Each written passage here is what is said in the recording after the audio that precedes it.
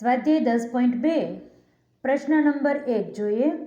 ત્રિકોણ XYZની રચના કરો જેમાં XY બરાબર 4.5 સેમી, YZ બરાબર 5 સેમી અને ZX બરાબર 6 સેમી હોય. આ રચના દોરવા માટે પ્રયત્ન કરીએ. ત્રિકોણ XYZની રચના કરવાની છે. ત્રિકોણના ત્રણેય બાજુઓના માપ આપણને આપેલા છે. સૌ પ્રથમ આપણે કાચી આકૃતિ દોરીએ.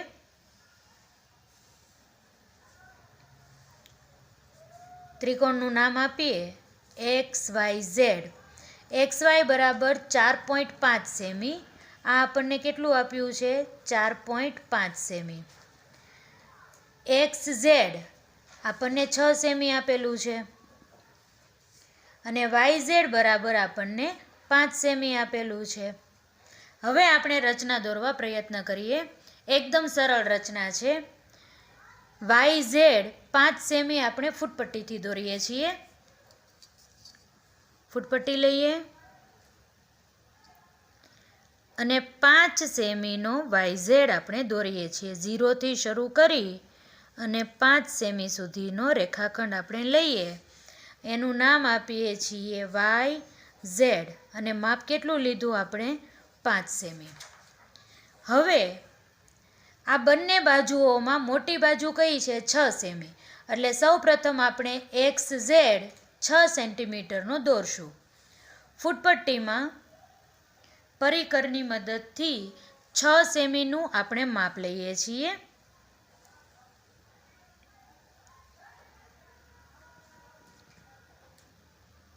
ઝીરોથી 6 સેમીનું માપ લઈ ઝેડને કેન્દ્ર તરીકે લઈ અને ચાપ દોરીએ છીએ. એવી જ રીતે XY માટે 4.5 સેમીનું માપ લઈએ. પરિકરની મદદથી ફૂટપટ્ટી વડે 4.5 સેન્ટીમીટરનું આપણે માપ લઈએ છીએ. Yને કેન્દ્ર તરીકે લઈ અને ચાપ દોરીએ છીએ. આ બંને ચાપ જ્યાં મળે છે ત્યાં આપણે X નામ આપીએ છીએ. રેખાખંડ XY દોરીએ ફૂટપટ્ટીની મદદથી. કેટલું માપ લીધું હતું આપણે? 4.5 સેમી. અને હવે આપણે XZ દોરીએ છીએ. આ રેખાખંડનું માપ આપણે લીધું છે 6 સેમી. આવી રીતે સરળતાથી આપણે રચના કરી શકીએ છીએ. પ્રશ્ન નંબર 2. જેની બાજુનું માપ 5.5 સેન્ટીમીટર હોય તેવા સમબાજુ ત્રિકોણની રચના કરો. આ રચના દોરીએ. સમબાજુ ત્રિકોણની રચના આપણે કરવાની છે. સમબાજુ ત્રિકોણ એટલે એવો ત્રિકોણ કે જેની ત્રણેય બાજુના માપ સરખા હોય. સૌ પ્રથમ આપણે રફ આકૃતિ દોરીએ.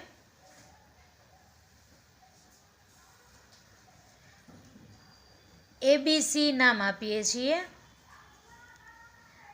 માપ કેટલું આપ્યું છે આપણને? 5.5 સેમી. એટલે કે ત્રણેય બાજુનું માપ 5.5 સેમી રાખવાનું છે. હવે રચના દોરવા પ્રયત્ન કરીએ. સૌ પ્રથમ રેખાખંડ BC 5.5 સેમીનો ફૂટપટ્ટીની મદદથી દોરીએ છીએ.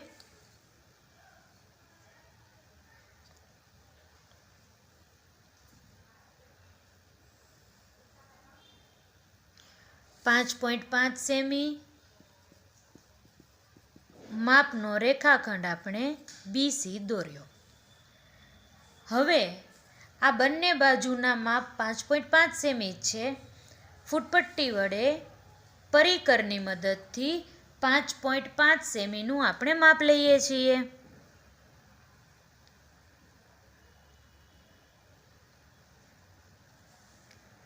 Bને કેન્દ્ર તરીકે લઈ અને ચાપ દોરીએ. Cને કેન્દ્ર તરીકે લઈ બીજી ચાપ દોરીએ. બંને ચાપ જ્યાં છેદે છે ત્યાં આપણે A નામ આપીએ છીએ. રેખાખંડ AC આપણે દોરીએ છીએ ફૂટપટ્ટીની મદદથી. જેનું માપ 5.5 સેમી છે. એવી જ રીતે રેખાખંડ AB આપણે દોરીએ છીએ,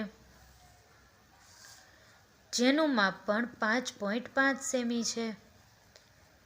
આ સમબાજુ ત્રિકોણની રચના આપણે કરી. પ્રશ્ન નંબર 3. ત્રિકોણ PQR રચો, જેમાં PQ બરાબર 4 સેમી, QR બરાબર 3.5 સેમી અને PR બરાબર 4 સેમી છે.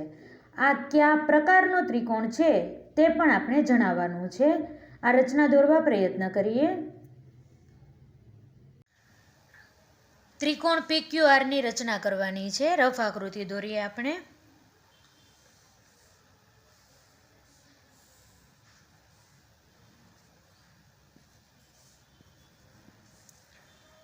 PQ બરાબર 4 સેમી આપણને આપેલું છે. QR 3.5 સેમી આપેલો છે અને PR 4 સેમી આપેલો છે. સૌપ્રથમ આપણે ફૂટપટ્ટીની મદદથી 3.5 સેન્ટીમીટરનો રેખાખંડ QR દોરીએ.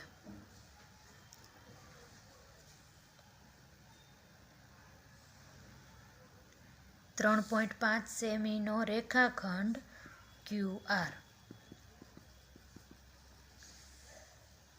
PQ નું માપ 4 સેમી આપેલું છે. ફૂટપટ્ટી વડે 4 સેમીનું પરિકરની મદદથી આપણે માપ લઈએ છીએ 4 સેમી. Q ને કેન્દ્ર તરીકે લઈ ચાપ દોરીએ. PR નું માપ પણ 4 સેમી છે, તેથી R ને કેન્દ્ર તરીકે લઈ ફરીથી ચાપ દોરીએ. બંને ચાપ જ્યાં છેદે છે ત્યાં આપણે P નામ આપીએ છીએ. ફૂટપટ્ટી વડે રેખાખંડ PQ દોરીએ, જેનું માપ આપણે 4 સેમી લીધેલું છે. રેખાખંડ PR દોરીએ, તેનું માપ પણ આપણે 4 સેમી લીધેલું છે. પ્રશ્ન આપણને પૂછ્યો છે, આ કયા પ્રકારનો ત્રિકોણ છે?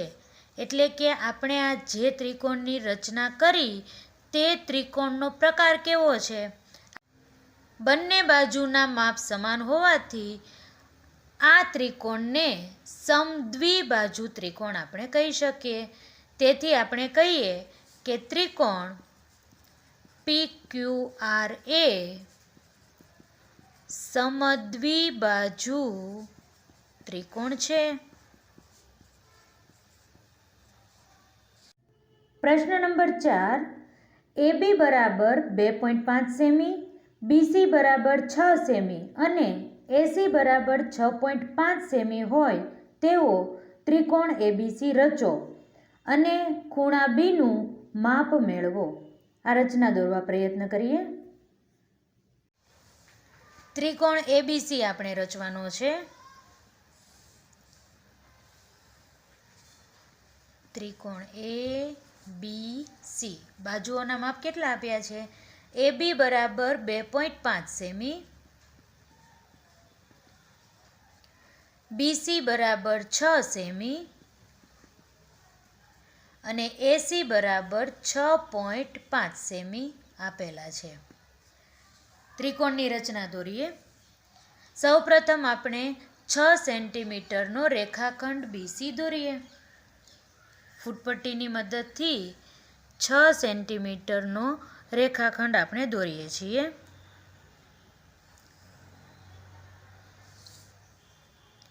રેખાખંડ BC અને તેનું માપ 6 સેન્ટીમીટર. બંને બાજુમાં મોટું માપ છે. રેખાખંડ ACનું 6.5 સેન્ટીમીટર છે. ફૂટપટ્ટી વડે પરિકરની મદદથી 6.5 સેન્ટીમીટર માપ લઈએ.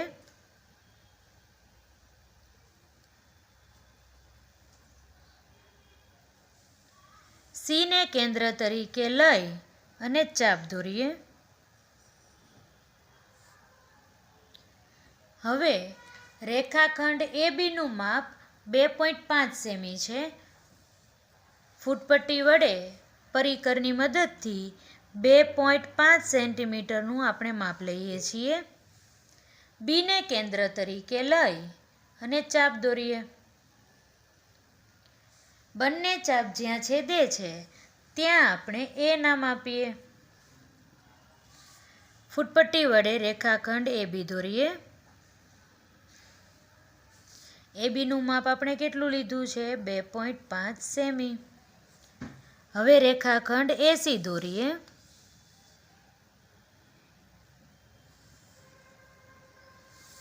એસીનું માપ આપણે લીધું છે 6.5 સેમી. આપણને એવું કહ્યું છે બીનું માપ મેળવો. એટલે કે આ જે ખૂણો છે તે ખૂણાનું માપ કેટલું છે તે આપણે કહેવાનું છે. કોણ માપકની મદદથી આ ખૂણાનું માપ આપણે શોધીએ.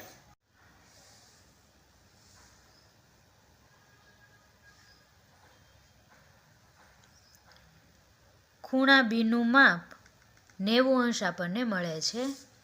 તેથી આપણે લખીએ માપ ખૂણો બી બરાબર 90 અંશ.